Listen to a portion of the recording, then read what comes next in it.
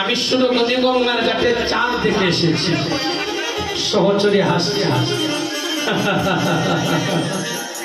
নাগরী পাগলিনী হয়েছিস নাগরী। আচ্ছা আজ কোন পক্ষ বলতো? বলে আজ কৃষ্ণপক্ষ। আচ্ছা কৃষ্ণপক্ষে কি কখনো চাঁদ দর্শন করা যায়? ওমা মাগরীকে বলি চাঁদ কখন উদয় হয়? রাধে চাঁদ কখন উদয় হয়?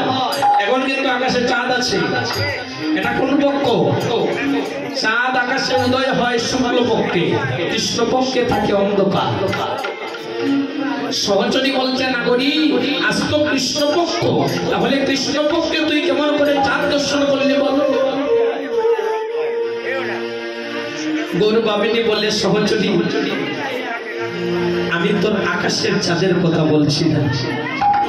আকাশের চাঁদ যে শুক্ল পক্ষে উদয় হয় এটা আমিও জানি, তবে আমি আকাশের চাঁদের কথা বলছি না। আমি সুরধনী গঙ্গার ঘাটে চাঁদ দেখেছি, সেই চাঁদের কথাই বলছি। ভক্ত কবি ভাবনেত্রে ভজন মন্দিরে বসে নদিয়ার নাগরীকে লক্ষ্য করে বলছে, নাগরী তুমি জানো না কৃষ্ণপক্ষের চাঁদ তারাই দেখে এই জগতে যারা কৃষ্ণের পক্ষে থাকে। ওমা কৃষ্ণপক্ষের চাঁদ যদি দেখতে হয় তাহলে কৃষ্ণের পক্ষে থাকতে হবে, কৃষ্ণের স্মরণে থাকতে হবে।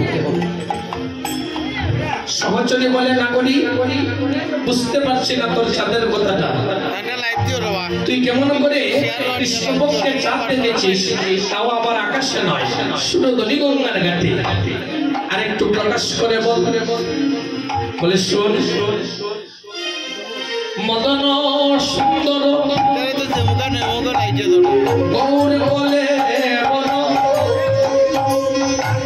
দিব্যবাস করিয়া চাচর চিকরে মালা মনোহরে বিষম কুসুম